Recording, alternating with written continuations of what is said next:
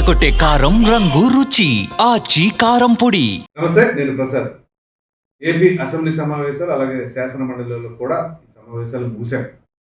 ఈ నేపథ్యంలోనే కొన్ని ఆమోదపరచవలసిన బిల్లులు కూడా అమాంతంగా ఆగిపోవడం జరిగింది. దానికి గల కారణం ఏంటి అంటే అసెంబ్లీలో బిల్లు వాళ్ళకి బలం లేకపోయినా శాసన మండలిలో బలం అంటాం. సో ఇది ఒక విచిత్రమైన పరిణామం. గతంలో కూడా ఇదే శాసన మండలిలో తెలుగుదేశం పార్టీకి బలం ఉండేది, వైసీపీ అధికారంలో ఉండగా వాటికి సంబంధించింది. వాటితో పాటుగా మరొక అంశం కూడా ఏదైతే ఈ డ్వాక్రా మహిళలకు సంబంధించి కళ్యాణ లక్ష్మి అని, విద్యార్థి లక్ష్మి అని, అలాగే ఆటో డ్రైవర్లకు సంబంధించిన ఈ యొక్క కొత్త పథకాలు అనేవి కూడా ఏమిటి అనేది మనం చర్చించబోతున్నాం. ఈ చర్చలో మనతోటి పాల్గొనబోతున్న వారు ప్రముఖ రాజకీయ విశ్లేషకులు అప్సాన్ రాజేష్ గారు, అలాగే తెలుగుదేశం పార్టీ అధికార ప్రతినిధి అయినటువంటి బండారు వంశకృష్ణ. నమస్తే అండి రాజేష్ గారు, అలాగే వంశకృష్ణ గారు. ఇటీవల జరుగుతున్న పరిణామాలు మనం చూస్తూనే ఉన్నాం. 3-4 రోజుల నుంచి ఒకటే రచ్చ అసెంబ్లీలో జరిగిన గొడవ గురించి. సో ఏదైతే అసలు అసెంబ్లీలో జరిగిన దానికంటే కూడా బయట జరిగే పంచాయతీలు ఎక్కువగా ఉన్నాయి.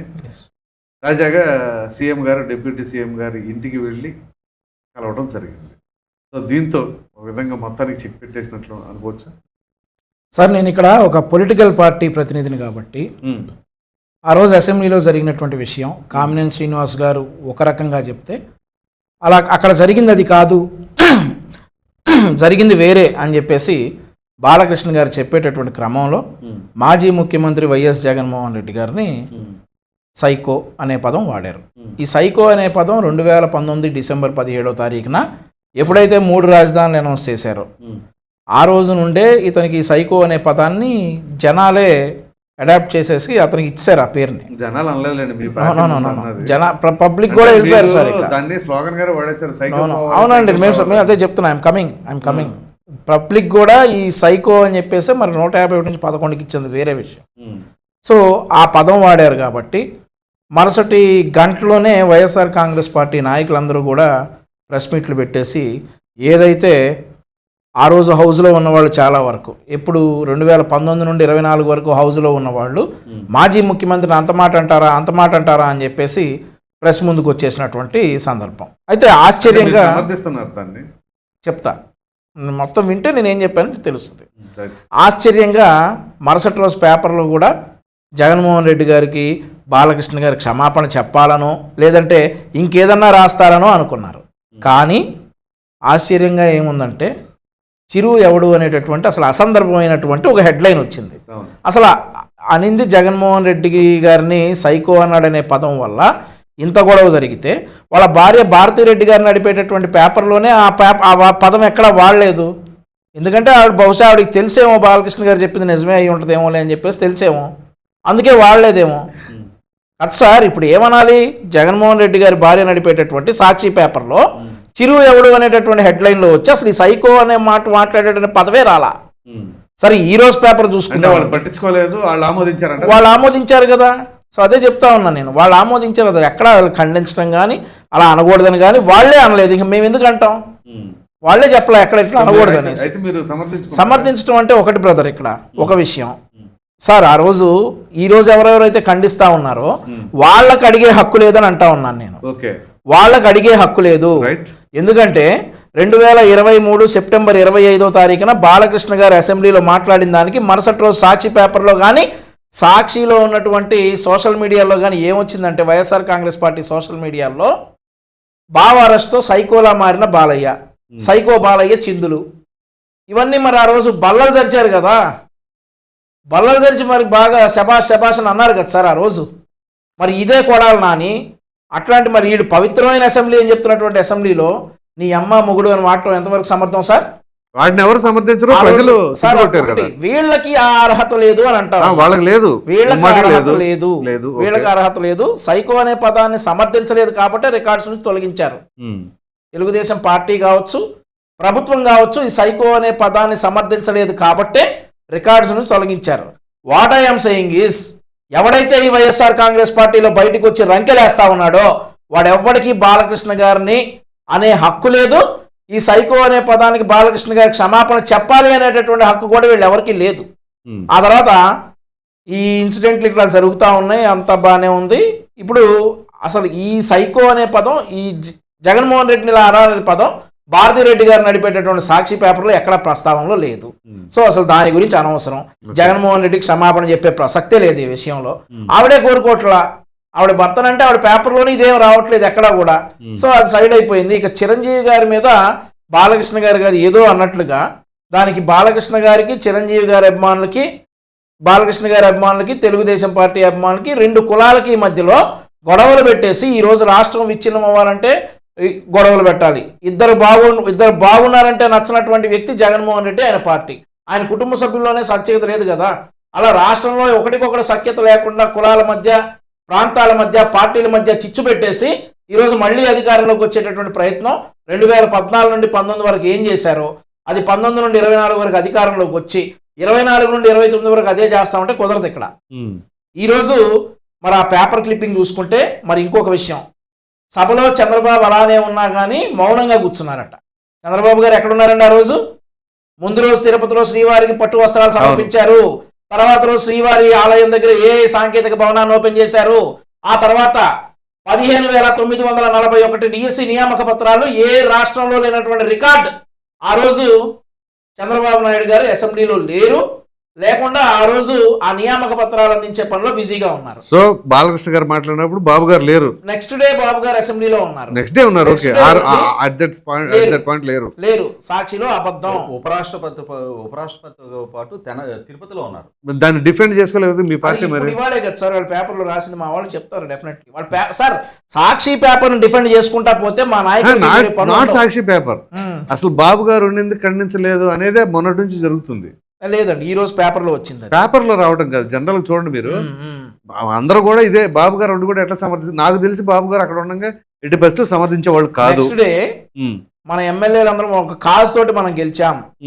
ఈ రాష్ట్రాన్ని విచ్ఛిన్నం చేయడానికి కొన్ని శక్తులు కుట్ర పడుతున్నాయి, వాటి ట్రాప్ లో మనం పడకూడదు, ఎమ్మెల్యేలందరూ కూడా బాధ్యతాయుతంగా ఉండాలి అని చెప్పేసి చంద్రబాబు నాయుడు గారు ఒక స్టేట్మెంట్ ఇచ్చారు. దట్ ఇన్క్లూడ్స్ ఆల్, ఎవరైనా కానీ ఎనీ ఎమ్మెల్యే, కూటమికి సంబంధించినటువంటి ఏ ఎమ్మెల్యే అయినా. ఇంకొక మాట కూడా యాడ్ చేశారు, మీ వ్యక్తిగత ఎమోషన్స్ అదుపులో పెట్టుకోండి, అవునవును, వ్యక్తిగత అజెండాతో మాట్లాడొద్దు అని. అవును, అది కొంచెం ఆ రోజు నెక్స్ట్ డే బాబు గారు అసెంబ్లీలో చెప్పినటువంటి మాటలు ఇవన్నీ కూడా ఈరోజు సాక్షులు ఏం రాస్తారండి, చంద్రబాబు నాయుడు గారు అక్కడ ఉండి మౌనంగా. అవునవును. మరి నారాయణ స్వామి డిప్యూటీ సీఎం వద్దులేండి, ఆ పదం వద్దులేండి అని పదం చెప్పను, ఆ ఎం అనే పదం వాడితే మాజీ ముఖ్యమంత్రిని ఎక్కిల్లో ఉన్నవాడు కదా ముఖ్యమంత్రిగా ఉండి జగన్మోహన్ రెడ్డి. ఆ రోజు రాయలేదు ఏంటండి పేపర్లో? మరి ఆ రోజు రాయాలి కదా పేపర్లో. కొడాలి నాని మాట్లాడుతున్నప్పుడు బల్లలు తెరిచాడు కదా. అరే అసలు ఈ పేరు ఇంకా జోగి రమేష్ వాళ్ళు బల్లలు తెరిచారు, వీళ్ళు అందుకే ప్రజలందరూ సరిచారు కదా గట్టి. అదే సార్, ఇప్పుడు జోగి రమేష్ గురించి అంటే చెప్పొద్దు ఇక. సరే, అవార్డు విన్నింగ్ క్యాండిడేట్ ఆయన. సో ఇవన్నీ జరిగినప్పుడు మౌనంగా ఉన్నటువంటి జగన్మోహన్ రెడ్డి అని చెప్పి రాయలా, నవ్వినటువంటి జగన్మోహన్ రెడ్డి అని కూడా రాయలా, అసలు ప్రస్తావనకే రాలేదు. ఈ రోజు సభలో ఆ రోజు బాబు గారు లేరు, కానీ బాబు గారి పేరు రాస్తారు వీళ్ళు. ఆ సాక్షి పేపర్లో డేటు టైము తప్ప డేట్ ఒకటే, డేటు డే, ఈ తప్ప ఏ నిజాలు ఉండవు. కాబట్టి ఆయన జగన్మోహన్ రెడ్డి ఒప్పుకున్నాడు ఆ విషయం. సో వాటి గురించి అసలు డిస్కషన్ కూడా ఆ సైకో అనే పదానికి బాలయ్య క్షమాపణ చెప్పాలని చెప్పేసి భారతిరెడ్డి గారే కోరుకోవట్లా. సో ఇక మేము ఎలా అంటామండి, దట్స్ ఫైనల్ గా ఇప్పుడు ఆ భేటీతో నిన్న భేటీ అయ్యారు. నిన్న భేటీ అయిన తర్వాత వాళ్ళ మధ్య రకరకాల చర్చలు వచ్చాయి. కొన్ని బయటకు చెప్పుకొని వస్తాయి. బయట మనకు చెప్పింది మాత్రం ఆటో డ్రైవర్ల సేవ అనేటటువంటి కార్యక్రమాన్ని అక్టోబర్ 4వ తారీఖు నుండి ప్రారంభించి మనం ఇవ్వనటువంటి హామీ ఆటో డ్రైవర్లకు 15,000 రూపాయలు ఇస్తా ఉన్నాం. మనం ఆ హామీ ఇవ్వకపోయినప్పటికీ కూడా ఉచిత బస్సు వల్ల దెబ్బతిన్నటువంటి ఆటో డ్రైవర్ కార్మికులను, ఆటో డ్రైవర్ ఆదుకోవాలనేటువంటి ఉద్దేశం ఇస్తా ఉన్నాం అని చెప్పి ఈ 15,941 నియామక పత్రాలు ఇచ్చినందుకు ముఖ్యమంత్రి గారికి కృతజ్ఞతలు తెలిపితే, ముఖ్యమంత్రి గారు కూడా మీరు కూడా అంతే రకంగా కష్టపడ్డారు కాబట్టి ఇది సాధ్యమైందని చెప్పి ముఖ్యమంత్రి గారు ఇదిగా కృతజ్ఞతలు తెలిపి, ఆ తర్వాత అక్టోబర్ 16న మోదీ గారు జిఎస్టీ సంస్కరణలపై ఒక అవగాహన సదస్సుకి రోడ్ షోకి ఆంధ్రప్రదేశ్కి వస్తూ ఉంటే మనం ఏం రాష్ట్రం కోసం ఇంకేం అడగాలి అనేది ఒకటి చర్చకు వచ్చింది. సో నేను అనేది ఏంటంటే ఇక్కడ చంద్రబాబు నాయుడు గారు, పవన్ కళ్యాణ్ గారు కనుక కలిస్తే అభివృద్ధి మీదే చర్చ ఉంటుంది.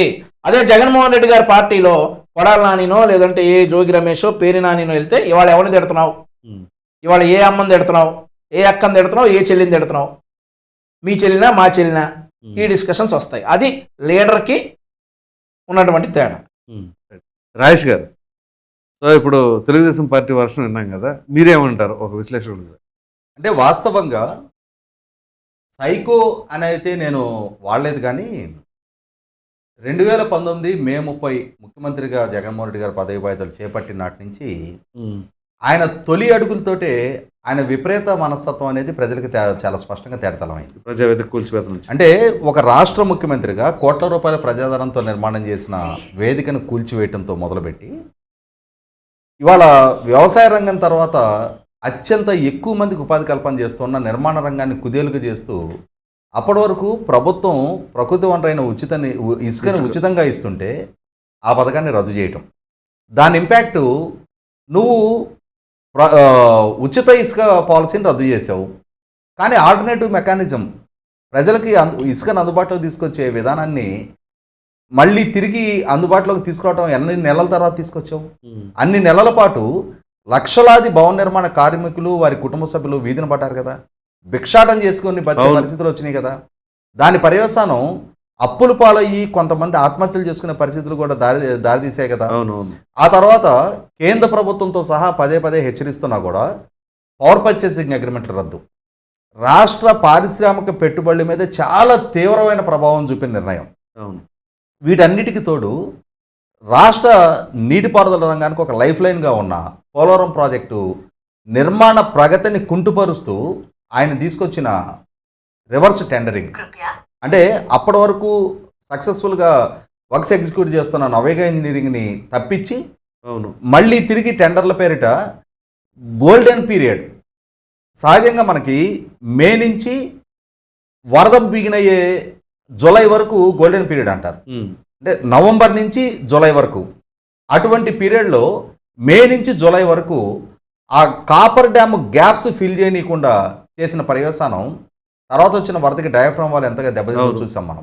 అంటే వీటన్నిటినీ చూస్తే వీటన్నిటికన్నా ముఖ్యంగా 7,000 కోట్ల రూపాయల ప్రజాధనం వెచ్చించి నిర్మాణం చేసిన రాజధాని భవనాలను అసంపూర్తిగా వదిలేసి ఆ వదిలేసిన పర్యవసానం వాటిలో గబ్బిలాలు తిరిగే పరిస్థితి సృష్టించడం, అసెంబ్లీ ద్వారా ఆమోదం పొంది రైతులు ప్రభుత్వంతో చేసుకున్న ఒప్పందంతో భూ సమీకరణలో భూములు తీసుకొని మాస్టర్ ప్లాన్ ఆమోదం పొంది అక్కడ పరిపాలన సచివాలయము, హైకోర్టు, డీజీపీ ఆఫీసు ఇట్లాంటి కార్యాలయాల నిర్మాణాలన్నీ అక్కడి నుంచే జరిగి అసెంబ్లీ కౌన్సిల్ సమావేశాలు కూడా అక్కడి నుంచే జరుగుతూ ఉంటే అక్కడ నిర్మాణాలను స్తంభింపజేసిన పర్యవసానం 7,000 కోట్ల రూపాయలు ఆ రోజు ఆ పనులను అసంపూర్తిగా వదిలేసి దాని ఇంపాక్టు చివరికి ఇప్పుడు మళ్ళీ తిరిగి పనులు మొదలు పెడుతుంటే ఆ జంగిల్ క్లియరెన్స్ కి కొన్ని కోట్లు ఖర్చు పెట్టారు. 19,000 కోట్ల రూపాయలు ప్రైస్ ఎస్కలేషన్ భారం ప్రజల మీద మోపబడింది. సుప్రీంకోర్టు తీర్పున్న రాజకీయ పక్షాలకు సంబంధించిన రంగులు ప్రభుత్వ భవనానికి వేయకూడదు అని చెప్పని ఆ తీర్పును అతిక్రమించి 2,600 కోట్ల రూపాయలతోటి వైసీపీ రంగులు దశాబ్దాల క్రితం నిర్మాణం చేసిన ప్రభుత్వ కార్యాలయాలకు వేయటం, ఇవన్నీ చూస్తే ఇటువంటి విపరీత మనస్తత్వం ఉన్న వ్యక్తి రాష్ట్రానికి పాలకుడా అని చెప్పని ఎన్నుకున్న ప్రజలకే అతని విపరీత ధోరణి అర్థం చేసుకోవడానికి ఎన్నాళ్ళో బట్ల.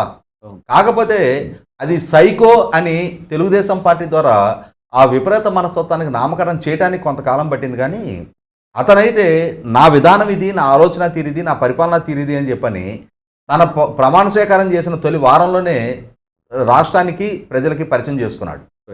రాజేష్ గారు, ఏదైతే ఈ అసెంబ్లీ సమావేశాలు అలాగే శాసన మండలి, అసెంబ్లీ సమావేశాల కంటే వాళ్ళు రారు, ప్రతిపక్ష హోదా అడుగుతున్నారు, శాసన మండలిలో మాత్రం వస్తున్నారు, రచరచ జరుగుతూ ఉంది. సరే, ప్రశ్నించవలసిన బాధ్యత కూడా వాళ్ళపైన ఉంది. కానీ కొన్ని అత్యవసరమైనవి ఉంటాయి, కొన్ని పరిగణలోకి తీసుకోవాల్సిన అంశాలు కూడా ఉంటాయి. ఉదాహరణకి ఇప్పుడు తోట చంద్రకి సంబంధించిన అంశం, ఏదైతే ఆయన అతి కిరాతకంగా హత్య గావించబడ్డారో గత ప్రభుత్వ హయాంలో, మరి ఆయన కుటుంబానికి న్యాయం జరగాలి, అది కూడా ప్రభుత్వం బాధ్యత కాబట్టి అని చెప్పేసి ఆ తోట చంద్రయ్య కొడుకుకి ప్రభుత్వ ఉద్యోగం ఇవ్వాలి అని చెప్పేసి అసెంబ్లీలో ఆమోదించారు. మరి అది శాసన మండలిలో చూస్తే దీనిపైన మీ అభిప్రాయం? ఇప్పుడు సహజంగా మనకు ఒక సామెత ఉంది, 1000 ఎలుకలు తిన్న పిల్లి కాశీ యాత్రకు వెళ్ళింది అని చెప్పని. అంటే జీవితకాలం హింసతోటి హత్యలతోటి రాజకీయం చేసిన వైసీపీ పార్టీ కనీసం కాశీ యాత్రకు వెళ్ళిన పిల్లి స్థాయిలోనైనా సరే పశ్చాత్తాపం చెందటానికి ప్రయత్నం చేస్తుందేమని చెప్పని ఆంధ్రప్రదేశ్ పౌర సమాజం ఎదురు చూస్తూ ఉంది. కానీ మీరు ఆ విధంగా ఆశపడినా ఆలోచించిన అది మీ తప్పే తప్ప మా ఆలోచన విధానంలో కానీ మా వ్యవహార శైలిలో కానీ మేమైతే మార్పు తెచ్చుకోము అని చెప్పని వైసీపీ తన హింసోన్మాదాన్ని ప్రోత్సహించే విధానానికే కట్టుబడి వ్యవహరిస్తూ ఉంది.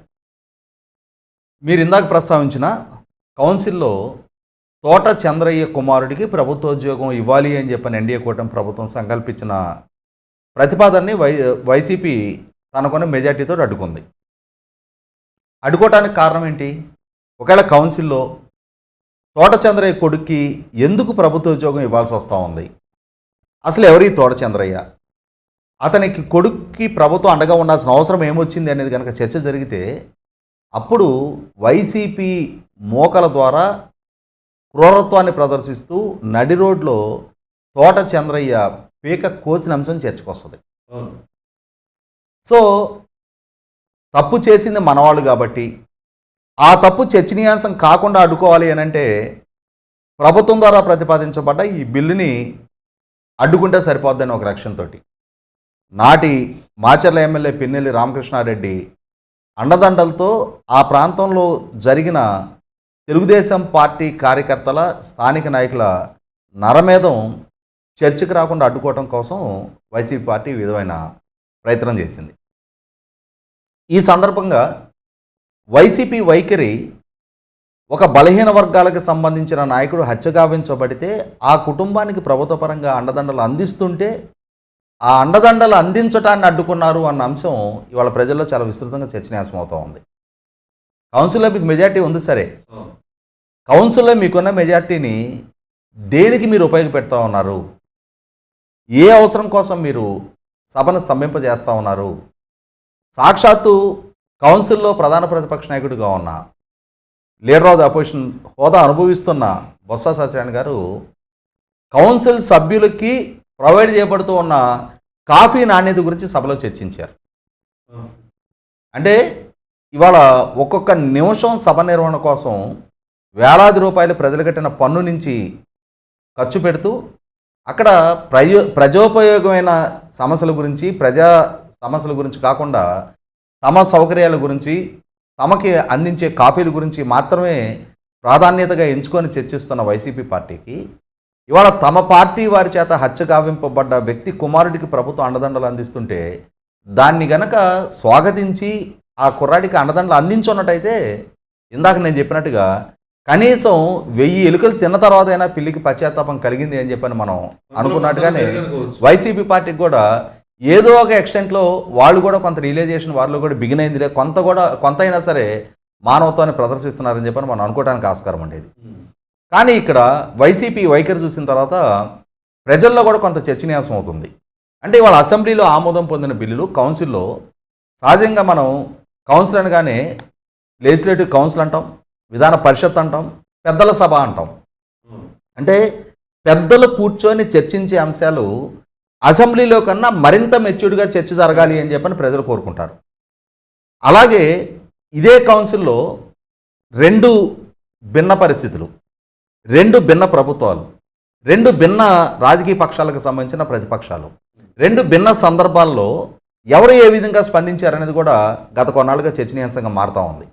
ఎప్పుడైతే వైసీపీ పార్టీ ఈ విధంగా తోట చంద్రయ్య కుమారుడికి ప్రభుత్వ ఉద్యోగ నియామకాన్ని అడ్డుకున్నారో, అతని పొట్టగొట్టే ప్రయత్నం చేశారో, పీకలు కోసే వాళ్ళకి పొట్ట నింపటం గురించి వాళ్ళకి ఆ విలువేం తెలుస్తుంది అన్న అంశం చర్చనీయాంశం అవుతుంది.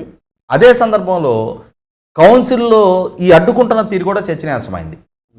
2019 డిసెంబర్ 17 జగన్మోహన్ రెడ్డి గారి ద్వారా 3 రాజధానుల ప్రస్తావన తీసుకొచ్చిన తర్వాత దాన్ని లెజిస్లేషన్గా అసెంబ్లీలో చర్చించి కౌన్సిల్కి ఆ చర్చ దాన్ని బిల్లు అసెంబ్లీకి వచ్చినప్పుడు నాడు ప్రతిపక్షంగా ఉన్న తెలుగుదేశం పార్టీ అసెంబ్లీలోనే నాడు ప్రధాన ప్రతిపక్ష నాయకుడిగా ఉన్న చంద్రబాబు నాయుడు గారు ఈ అసంబద్ధమైన అవగాహన రాహిత్యపు అజ్ఞానపు ఈ బిల్లు ప్రతిపాదన ద్వారా రాష్ట్ర భవిష్యత్తును పడంగా పెట్టొద్దు అని చెప్పి ఆయన చేతులు జోడించి వేడుకున్నారు. అయినా సరే జగన్మోహన్ రెడ్డి గారి ప్రభుత్వం దాన్ని పరిగణలోకి తీసుకోకుండా అసెంబ్లీలో తమకున్న మెజార్టీతో ఆ బిల్లును ఆమోదింపజేసి కౌన్సిల్కి పంపించారు. కౌన్సిల్కి పంపించిన నేపథ్యంలో కౌన్సిల్లో ఆ బిల్లును అడ్డుకోవడం జరిగింది. అంటే రాష్ట్రహితం కోరి 5 కోట్ల మంది ప్రజల భవిష్యత్తుతోటి రాష్ట్ర ఉపాధికారకమైన అభివృద్ధి ప్రదాత అయిన రాష్ట్ర సంపద సృష్టికారకమైన రాజధాని నిర్మాణాన్ని విచ్ఛిన్నం చేస్తున్న దాన్ని సహించలేక భరించలేక తెలుగుదేశం పార్టీ రాష్ట్ర శ్రేయస్సు దృష్టి ఒక నిర్ణయం తీసుకుంది అని చెప్పని ప్రజల్లో చర్చనీయాంశమైంది. జగన్మోహన్ రెడ్డి గారి ప్రభుత్వం తాను ఎన్నుకున్న విధానంతో ఎన్నికలకు వెళ్ళింది. తెలుగుదేశం ఎన్డీఏ కూటమి తాము మద్దతు తెలిపిన అమరావతి మాత్రం ఏకైక రాజధాని అన్న విధానంతో ప్రజల వద్దకు వెళ్ళారు. అంతిమంగా ప్రజలు ఎన్డీఏ కూటమి నినాదంతో ఏకీభవించారు. మొన్నటి ఎన్నికల్లో అమరావతి మాత్రమే ఏకైక రాజధాని అన్న నినాదానికి విస్పష్ట తీర్పు ద్వారా ఆమోదం తెలపడం జరిగింది. అంటే మరి ఆనాడు కౌన్సిల్లో ఏ స్టాండ్ అయితే తెలుగుదేశం పార్టీ తీసుకుందో ఆ నిర్ణయానికి ప్రజామోదం కూడా దక్కిందనేది 2024 జూన్ 4న ప్రజల తీర్పు ద్వారా స్పష్టమైంది. ఇవాళ వైసీపీ పార్టీ కూడా మేము హత్యలు చేస్తాం, కానీ మా చేత హత్యగావింపబడ్డ కుటుంబాలని ప్రభుత్వ పరంగా ఆదుకున్నప్పుడు మేము అడ్డుకుంటామనే నినాదంతో ఒకసారి ప్రజల దగ్గరికి వెళ్ళి చూడమనండి. ఒక బలహీన వర్గాలకు సంబంధించిన గ్రామస్థాయి తెలుగుదేశం పార్టీ నాయకుడిని మేము పీక కోసి చంపుతాం, ఆ చంపిన వ్యక్తి కుటుంబాన్ని కనుక ప్రభుత్వ పరంగా ఆదుకుంటే దాన్ని కూడా మేము అడ్డుకుంటాం, ఇది మా క్రూరత్వానికి ప్రతీక, మా వైఖరిది, మా నైజం ఇది అని చెప్పని ప్రజల చెరువు గమ్మనండి. ప్రజలకు ఆ వివరం చెప్పి మమ్మల్ని మరొకసారి ఆశీర్వదించమని చెప్పని ప్రజామోదం పొందమనండి. ఆ రోజు ప్రజల ఆలోచన ఎలా ఉంటుంది, ప్రజలు ఏ విధంగా తీర్పిస్తారనేది వైసీపీ పార్టీకి అర్థమవుతుంది. ఎందుకంటే చంద్రయ్య హత్య జరిగిన తర్వాతే మొన్నటి ఎన్నికలు జరిగినాయి, జల్లయ్య హత్య జరిగిన తర్వాతే మొన్నటి ఎన్నికలు జరిగినాయి, నందం సుబ్బయ్య హత్య జరిగిన తర్వాతే మొన్నటి ఎన్నికలు జరిగినాయి. వీటన్నిటినీ ప్రజల పరిగణలోకి తీసుకున్నారు కాబట్టి మొన్నటి ఆ విధానం తీర్పిచ్చారు.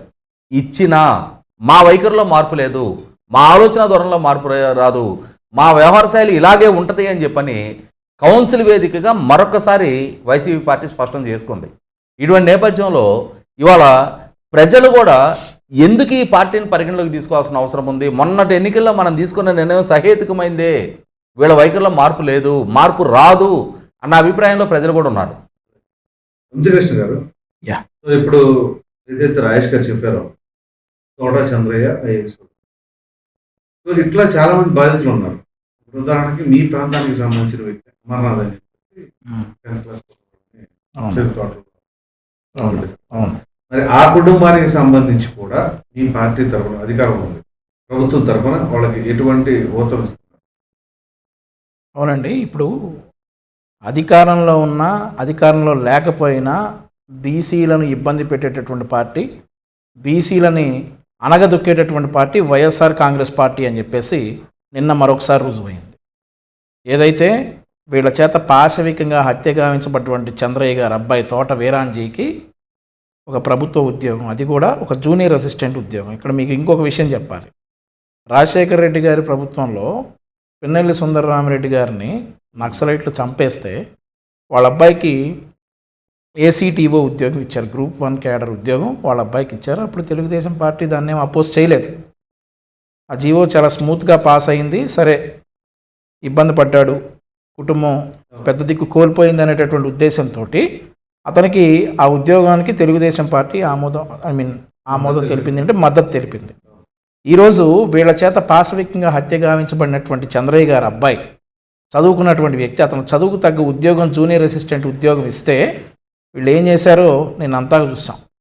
అధికారంలో ఉన్నప్పుడు వీళ్ళు ఏం చేశారు బీసీలకు అని చెప్పేసి బీసీ ద్రోహి జగన్మోహన్ రెడ్డి అని చెప్పి మేము ఒక ప్రోగ్రామే చేసాం అప్పుడు ప్రతిపక్షంలో మేము ఉన్నప్పుడు. సో మనం మచ్చుకకు చెప్పుకుంటే రాజకీయంగా బీసీల్లో ఎదుగుతున్నటువంటి అచ్చెన్నాయుడు గారు కావచ్చు, కుల రవీంద్ర గారు కావచ్చు, అచ్చెన్నాయుడు గారిని ఆయన సర్జరీ చేయించుకుని ఉంటే దాదాపుగా 600 కిలోమీటర్లు ఒక టాటా సూమో వెహికల్లో ఆన్ రోడ్లో 600 కిలోమీటర్లు తీసుకొచ్చి, ముందు రోజు హాస్పిటల్ నుంచి డిశ్చార్జ్ అయినటువంటి వ్యక్తిని 600 కిలోమీటర్లు తీసుకొచ్చి అరెస్ట్ చేసినటువంటి జగన్మోహన్ రెడ్డి, కుల రవీంద్ర గారు అతనికి సంబంధం లేనటువంటి ఒక హత్య కేసులో అతను అరెస్ట్ చేసి 54 రోజులు జైల్లో ఉంచారు. మోకా భాస్కర్ రావు. ఇలా బీసీలను రాజకీయ ఇది ఈ 2 ఎగ్జాంపుల్స్ మాత్రమే, కొంచెం పెద్ద స్థాయి లీడర్స్ కాబట్టి. అట్లా తెలుగుదేశం పార్టీలో ఉన్నటువంటి చిన్న స్థాయి బీసీ నాయకుల్ని, కార్యకర్తల్ని ఎంతమందిని ఇబ్బంది పెట్టారంటే దాదాపుగా కౌంట్ ఒక 2500 ఉంటుంది. 650 మంది బీసీలపై దాడులు జరిగాయి. 26 మీద చెప్పుకొస్తున్నారు.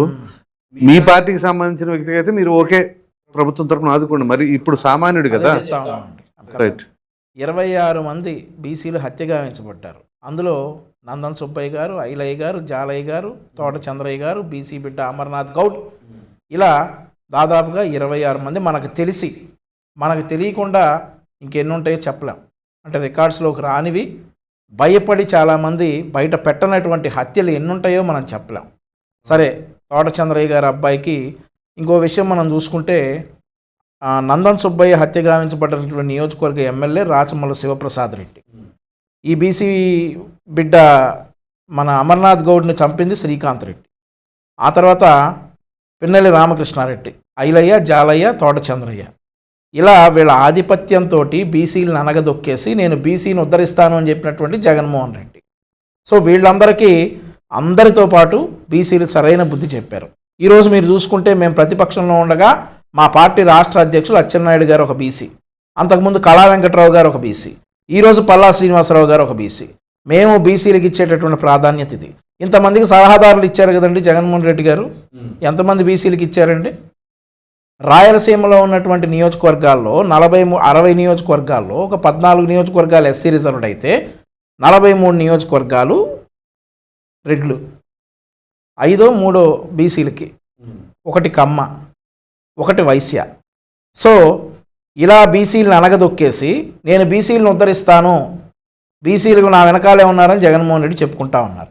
ఇక మీరు బీసీలకి ఏం చేశారని చెప్పేసి, ఇప్పుడు మీ పార్టీలో, మా పార్టీలో ఉన్నారు కాబట్టి చంద్రయ్య గారి అబ్బాయికి ఉద్యోగం ఇచ్చారు, కరెక్టే. ఎవరైతే అమర్నాథ్ గౌడ్ గారు హక్కున్నారో ఆవిడ చదువు బాధ్యత అంతా లోకేష్ గారు తీసుకుంటారని చెప్పేసి యోగడంలో హామీ ఇచ్చారు. వాళ్ళు చాలా సంతోషంగా ఉన్నారు ఈరోజు. అంటే తమ్ముడు అది మాత్రం ఎవరు తీసుకురాలేంది, ఆ లోటు ఎవరు భర్తీ చేయలేంది. బట్ దానికి ఆ కుటుంబం పడినటువంటి వ్యధ ఎవరో తీర్చలేంది. కానీ తోడ్పాటు అయితే లోకేష్ గారు ఆయనకి యువగళం పాదయాత్రలో లోకేష్ గారు ఆ కుటుంబాన్ని పిలిపించుకుని హామీ ఇచ్చారు. అది జరుగుతూ ఉంది. నందన్ సుబ్బయ్య గారి వైఫ్ ఒక రెడ్డి కమ్యూనిటీకి చెందినటువంటి మహిళ. ఆవిడ పోరాటానికి మేము ఆ రోజు అండగా నిలిచాం. మరొక విషయం చెప్తాను మీకు ఇక్కడ. నందన్ సుబ్బయ్య గారి హత్య జరిగినప్పుడు డిసెంబర్ 28, 2021 నేను లోకేష్ గారితో ఆ ఊరు వెళ్ళాను. ఆ ఊరు వెళ్తే అక్కడ లోకేష్ గారు పరామర్శించేసి సుబ్బయ్య గారి మృతదేహానికి నివాళులు అర్పించేసి వచ్చేయాలి. అయితే ఆ రోజు షెడ్యూల్ మాది అదే. కానీ ఆ రోజు ఆయన భార్య కోరిక మేరకు ఎఫ్ఐఆర్లో నేను చెప్పిన పేర్లు చేర్చలేదు, ఎఫ్ఐఆర్లో హత్య చేయించిన వాళ్ళ పేర్లు జాయిన్ చేయలేదు, చాలా పేర్లు జాయిన్ చేయాలి అని చెప్పిన తర్వాత లోకేష్ గారు అక్కడ బైఠాయించి వాళ్ళ పేర్లు ఎఫ్ఐఆర్లో రాయించి నెక్స్ట్ డే నందన్ సుబ్బయ్య గారు అంత్యక్రియలో పాల్గొని మేము వెనక్కి వచ్చాం. తోట చంద్రయ్య గారి విషయం చూసుకుంటే సాక్షాత్తు మాజీ ముఖ్యమంత్రి అప్పుడు చంద్రబాబు నాయుడు గారు వెళ్ళి ఆయన పాడె మోశారు. ఈయన ఏం చేశాడండి? బీసీల పీకలను నరుకుతా, బీసీ పిల్లలను, ఆడపిల్లలను కదిలించొద్దు అన్నందుకు పెట్రోల్ వేసి కాల్చుతా ఈరోజు నేను బీసీని ఉద్ధరిస్తానంట. అధికారం పోయిన తర్వాత ఒక బీసీ బిడ్డకు ఉద్యోగం ఇస్తే అడ్డుకుంటాడా? ఇదా నువ్వు బీసీలకు చేసే న్యాయం? That is the difference between Telugu Desam party and the psycho party YSR Congress party. Rajesh గారు, మామూలుగా మేనిఫెస్టోలో ఉన్నవి హామీలు నెరవేర్చాలి, అది బాధ్యత కూడా ఇచ్చిన మాట ప్రకారం. అలాగే మేనిఫెస్టోలో లేని అంశాలు కూడా కొన్ని తెరపైకి వస్తున్నాం. ఇటీవల చూసినట్లయితే ముఖ్యమంత్రి గారు ఆటో డ్రైవర్స్ సంబంధించి ఏదైతే ఉచిత బస్సు ప్రయాణం అని చెప్పేసి మహిళలకు అన్నారు, అదే సమయంలో ఆటో డ్రైవర్లు ఎక్కడ ఇబ్బంది పడతారా అని చెప్పేసి వాళ్ళకు కూడా 15,000 రూపాయలు ఏడాది ఇస్తామని చెప్పేసి అన్నారు. ఇప్పుడు అట్లాగే తాజాగా మరొకటి, ఈ డ్వాక్రా మహిళలకు సంబంధించి కళ్యాణ లక్ష్మి అని కానీ, విద్యార్థి లక్ష్మి అని, ఇట్లా ఈ కొత్త పథకాలు తీసుకురావడం పైన మీ విశ్లేషణ. ఇప్పుడు వాస్తవంగా పాలకులు అనే వాళ్ళకి సామాజిక సమస్యల పట్ల అవగాహన ఉండాలి. సమాజంలో వివిధ వర్గాల ప్రజలు ఎదుర్కొంటున్న సమస్యల పట్ల స్పందించే నైజం ఉండాలి. ఇవాళ మహిళలకి ఆర్టీసీ బస్సులో ఉచిత ప్రయాణం కల్పిస్తాము అనేది ఎన్డీఏ కూటమి ఎన్నికలకు ముందు చేసిన వాగ్దానం. ఆ వాగ్దానానికి అనుగుణంగా స్త్రీ శక్తి పేరిట మొన్న ఆగస్టు 15వ తారీఖు నుంచి ఆ పథకాన్ని ఇంప్లిమెంట్ చేశారు. మనకందరికీ తెలుసు, గ్రామీణ ప్రాంతాల్లో ఇవాళ ఆటోలు నడుపుకుంటూ కొన్ని లక్షల మంది యువత ఉపాధి పొందుతూ ఉన్నారు. అటు ప్రభుత్వ ఉద్యోగాలు, ఇటు ప్రైవేట్ ఉద్యోగాలు దక్కకపోయినా కూడా తమ సొంత కాళ్ళ మీద తాము నిలబడుతూ ఇవాళ చదువుకున్న యువత కూడా చాలామంది, నాకు తెలిసి కూడా ఒక స్టేజ్ వరకు చదువుకున్న యువత కూడా ఆటోలు కొనుక్కొని వాళ్ళ కాళ్ళ మీద వాళ్ళు నిలబడి బతుకుతూ ఉన్నారు. వాళ్ళందరికీ ప్రధాన ఆదాయ వనరు వచ్చేటప్పటికి గ్రామీణ ప్రాంతాల నుంచి సమీప టౌన్స్కో సర్వీసు ఆటోల ద్వారానే ఎక్కువగా వాళ్ళ సర్వైవల్ నడుస్తూ ఉంటుంది. అటువంటి స్థితిలో ప్రధానంగా ఉచిత ప్రయాణ సౌకర్యం వల్ల ఆర్టీసీ బస్సును మహిళలు ఎంచుకుంటారు. ఇవాళ సర్వీస్ ఆటో ఎక్కి అతనికి 20-30 ఇవ్వటం కన్నా ఆర్టీసీ బస్సులో ప్రయాణం చేస్తే ఉచితంగా మన గమ్యానికి చేరుకుంటాం అనే ఉద్దేశంతో వాళ్ళ ప్రాధాన్యతలు మారుతాయి. అలా మారటం ద్వారా ఆర్టీసీ బస్సుల్లో ఆక్యుపెన్సీ రేటు పెరుగుతూ ఉంది. సేమ్ టైము ఈ ఆటోలు నడుపుకునే వాళ్ళకి కొంత ఉపాధి కొరవడుతుంది అనేది వాస్తవం. మరి వాళ్ళ మహిళల కోసం ఈ స్కీమ్ను ఇంప్లిమెంట్ చేయటం ద్వారా మహిళలకి కొంత వాళ్ళ ఎక్స్పెండిచర్ కొంత తగ్గడానికి ప్రభుత్వం దోహదం చేస్తూ ఉంది. సేమ్ టైము దాని ఇంపాక్ట్ సైడ్ ఎఫెక్టు ఇంకొంతమంది ఉపాధి మీద అది ప్రభావం చూపుతూ ఉంది. వాళ్ళ ఆటో నడుపుకునే వ్యక్తులంటే వాళ్ళేమి కోటీశ్వరులు కాదు. ఆటో నడుపుకుని అతని కుటుంబాన్ని పోషించుకోవాల్సిన బాధ్యత వాళ్ళ మీద ఉంది. మరి అటువంటి వారి ఆదాయానికి గండిపడతా ఉన్నప్పుడు దాన్ని కూడా దృష్టిలో పెట్టుకొని మానవత్వాన్ని ప్రదర్శించి వారికి కూడా ప్రభుత్వ పరంగా ఎంతో కొంత సహాయ సహకారాలు అందించాలనే ఉద్దేశంతో తాము ఎన్నికలకు ముందు తమ మేనిఫెస్టోలో అంశాన్ని స్పృశించకపోయినా ఇవాళ ఎన్డీఏ కూటమి ప్రభుత్వం రేపు 4వ తారీఖు రోజున రాష్ట్రంలో ఉన్న సుమారుగా 3 లక్షల మందికి పైగా ఆటోల ద్వారా ఉపాధి పొందుతూ ఉన్న యువతకి ఒక్కొక్కరికి ఆటో డ్రైవర్ సేవలో అనే ఒక పథకం ద్వారా 15,000 రూపాయలు ప్రభుత్వ పరంగా సహాయం అందించాలని చెప్పని ఒక నిర్ణయం తీసుకున్నారు. ఇది 100% ఆహ్వానించదగ్గ నిర్ణయం. ఎందుకంటే డెఫినెట్గా ప్రభుత్వం తీసుకున్న ఒక నిర్ణయం దాని మూలాన కొంతమంది ఉపాధి ఎఫెక్ట్ అవుతూ ఉన్నప్పుడు వారికి ప్రభుత్వ పరంగా వారికి జరిగే ప్రతి రూపాయి నష్టాన్ని ప్రభుత్వమే భరించాలంటే సాధ్యం కాకపోవచ్చు. కానీ మీ సమస్యలో మీ కష్టంలో మీకు చేదోడు వాదోడుగా మీ భుజం తట్టి మేము మీకు అండగా నిలబడ్డాము అని చెప్పని ఆ స్ఫూర్తిని ప్రదర్శిస్తూ ప్రభుత్వం వాళ్ళకి ఆ విధమైన సహాయ సహకారాలు 15,000 రూపాయలు అందించడం అనేది డెఫినెట్గా కొన్ని లక్షల మంది ఆటో డ్రైవర్లు ప్రభుత్వ నిర్ణయాన్ని స్వాగతిస్తున్నారు. వాళ్ళ సంతోషాన్ని వ్యక్తం చేస్తూ ఉన్నారు. ఇవాళ 400 కోట్ల రూపాయలకు పైగా ప్రభుత్వం అదనపు భారాన్ని మోస్తూ కూడా ఈ నిర్ణయాన్ని తీసుకోవడం అనేది ఆహ్వానించదగ్గ పరిణామం. అలాగే మీరు రేపు ప్రస్తావించిన రెండో అంశం, సుమారుగా 93 లక్షల మంది డ్వాక్రా మహిళలు ఉన్నారు. మనకి తెలుసు ఇవాళ గ్రామీణ ప్రాంతంలో డ్వాక్రా అనేది మహిళల్లో ఎంత సాధికారత సాధించగలిగింది అనేది నేను చాలా స్పష్టంగా చెప్పగలుగుతా. ఎందుకంటే 1995లో చంద్రబాబు నాయుడు గారు ఉమ్మడి రాష్ట్ర ముఖ్యమంత్రిగా వారు పదవి బాధ్యతలు చేపట్టినాడు. నేను అప్పటికి మా గ్రామ తెలుగుదేశం పార్టీ అధ్యక్షుడిగా కొనసాగుతూ ఉన్నా. ఆ కొనసాగుతున్న సందర్భంలో వారు ఉమ్మడి రాష్ట్ర ముఖ్యమంత్రిగా పదవి బాధ్యతలు చేపట్టిన తర్వాతే ఈ డ్వాక్రా అనే విధానాన్ని అందుబాటులోకి తీసుకొచ్చారు. మా గ్రామంలో మొట్టమొదట 10 మందితోటి డ్వాక్రా గ్రూపు ఏర్పాటు నా చేతి మీదుగానే జరిగింది. నా చేతితోటే నేను ఆ మొట్టమొదటి 10 మంది గ్రూపు పేర్లు రాయడం జరిగింది. ఆ తర్వాత ప్రతి గ్రామం నుంచి 10ల సంఖ్యలో గ్రూప్స్ తయారైనాయి. ఇవాళ రాష్ట్ర వ్యాప్తంగా 93 లక్షల మంది గ్రామీణ ప్రాంత మహిళలు డ్వాక్రాలో కొనసాగలుగుతున్నారు అని అంటే ఇంటికి పరిమితమైన మహిళలు బహుశా నేను అనుకోవటం గడప దాటి బయట ప్రపంచంలోకి పెద్దగా ఎక్స్పోజ్ కాని మహిళలు ఇవాళ ప్రభుత్వ కార్యక్రమాల్లో పాల్గొంటూ ఉన్నారు. బ్యాంకులకు వెళ్ళి వాళ్ళు స్వయంగా వాళ్ళు బ్యాంకు లావాదేవీలన్నీ వాళ్ళే నిర్వహించుకోగలుగుతూ ఉన్నారు. వ్యాపార కార్యకలాపాలు చేసుకోగలుగుతూ ఉన్నారు. కుటుంబంలో సంపాదించే పురుషుడికి చేదోడు వాదోడుగా వారు కూడా స్వయం సహాయక సంఘాల తరఫున వాళ్ళు కూడా ఎంతో కొంత చేదోడు వాదోడుగా నిలుస్తూ ఉన్నారు. ఇవాళ భారతదేశంలోనే మోస్ట్ ఎఫెక్టివ్గా పనిచేస్తున్న స్వయం సహాయక బృందాలు ఆంధ్రప్రదేశ్ రాష్ట్రం నుంచి అని చెప్పని ఇవాళ గత కొన్ని దశాబ్దాలుగా ఆ ట్రాక్ రికార్డ్ మెయింటైన్ చేస్తూ ఉన్నారు. అటువంటి మహిళలు ఆ మహిళల్లో ఉన్న ఆ సాధికారతని ప్రోత్సహించాలనే ఉద్దేశంతో ఇవాళ ఏ కుటుంబాన్ని చూసుకున్నా కూడా గ్రామీణ ప్రాంతాల్లో ఉన్న కుటుంబాల్లో పిల్లల చదువు కొంచెం కాస్ట్లీ అఫైర్గా మారుతూ ఉంది. కుటుంబాలు అప్పుల్లో కూరుకుపోవడానికి అదొక కారకం అవుతూ ఉంది. ఎంత ఫీజు రియంబర్స్మెంట్ లాంటి ప్రభుత్వపరమైన చేదోడు అందించినా కూడా ఇంకా కొంత ఖర్చు కుటుంబాలకు భారంగా మారుతూ ఉంది. అదే సందర్భంలో ఆడపిల్లల పెళ్ళిళ్ళు, ఇవాళ ఆడపిల్లల పెళ్ళిళ్ళు కూడా గ్రామీణ ప్రాంత కుటుంబాలకు కొంచెం పెనుభారంగా మారుతూ ఉన్నాయి. అలా మారుతున్న కుటుంబాలకి చేదోడు వాదోడు అందించాలనే ఉద్దేశంతో విద్యార్థి లక్ష్మి అని చెప్పని ఒక పథకాన్ని ఇవాళ ప్రభుత్వం ప్రతిపాదించింది. ఆ ప్రభుత్వంలో కూడా ఏంటి అంటే ఇవాళ తమ పిల్లలు ఏదైనా ఒక మంచి ఇన్స్టిట్యూట్లో అడ్మిషన్ పొందితే ఆ అడ్మిషన్ పొందిన డీటెయిల్స్, అక్కడ ఉన్న ఫీజు స్ట్రక్చరు, వాళ్ళకి కుటుంబ పరంగా వాళ్ళు ఎంత భారం మోయాల్సి వస్తుంది అనే వివరాలతోటి వాళ్ళు కనుక కన్సర్న్ అథారిటీస్కి అప్లై చేసుకుంటే 48 గంటల్లో ₹1,00,000 పావలా వడ్డీకి లోన్ శాంక్షన్ అవుతా ఉంది. ఓకే. చాలా మేజరు అంటే సపోర్ట్ అది. ఇవాళ ₹1,00,000 పావలా వడ్డీకి ఒక గ్రామీణ ప్రాంత మహిళకి వితౌట్ ఎనీ సెక్యూరిటీ. ఇవాళ మనం ఏదైనా ఒక బ్యాంకుకి వెళ్ళి అంటే ఏ రుణం కావాలన్నా కూడా 100 రకాల కొలాటరల్ అడుగుతారు. అవి వాటితోటి ఏమీ సంబంధం లేకుండా ఆ మహిళలకి వాళ్ళ ట్రాక్ రికార్డు ద్వారా సంపాదించుకున్న క్రెడిబిలిటీ ఆధారంగా వాళ్ళకి ఆ ₹1,00,000 లోన్ శాంక్షన్ కావటం, అది కూడా ఇవాళ 3% ఇంట్రెస్ట్కి ఆ లోను శాంక్షన్ కావటం అనేది 100% ఆహ్వానించదగ్గది. అదే సందర్భంలో ఈ లోన్ కూడా 48 నెలల్లో వాళ్ళు గ్రాడ్యువల్గా ఈఎంఐ రూపంలో వాళ్ళు చెల్లించడానికి ఆస్కారం ఉంది. అంటే వాళ్ళ అవసరాన్ని బట్టి, వాళ్ళ అవసరం 10,000 ఉంటే 10,000 లోన్ తీసుకోవచ్చు, వాళ్ళ అవసరం 50,000 ఉంటే 50,000 లోన్ తీసుకోవచ్చు, అప్ టు 1 lakh, అంటే వాళ్ళ మ్యాక్సిమం ₹1,00,000 వరకు.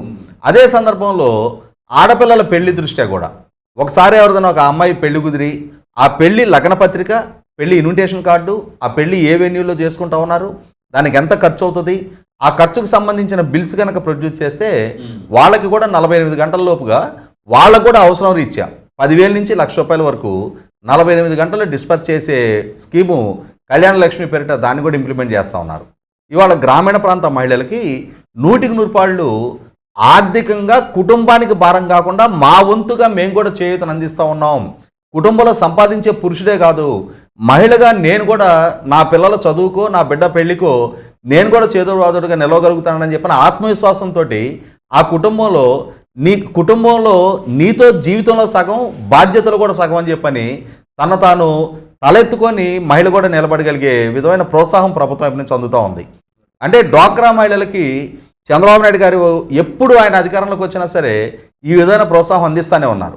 ముఖ్యంగా 2014-19 మధ్యకాలంలో చూసుకుంటే ఆయన ముఖ్యమంత్రిగా కొనసాగిన 5 years టెన్యూర్లో 93 లక్షల మంది డ్వాక్రా మహిళలకి 2 విడతలుగా ఒక్కొక్కసారి 9,300 కోట్ల రూపాయలతోటి పసుపు కుంకుమ కింద 18,600 కోట్ల రూపాయలు ఆయన పాలనా హయాంలో ఇవ్వడం జరిగింది. ఆ రోజు జగన్మోహన్ రెడ్డి గారు చంద్రబాబు నాయుడు గారు ఏం చేయటం లేదు, నేను 45 సంవత్సరాలకే ఓల్డేజ్ పెన్షన్ ఇస్తాను అని చెప్పని మహిళల్ని ఏమార్చి ఆగట్టుకొని తాను అధికారంలోకి వచ్చిన తర్వాత ఏ విధంగా వంచనకు గురి చేసింది చూసాం మనం.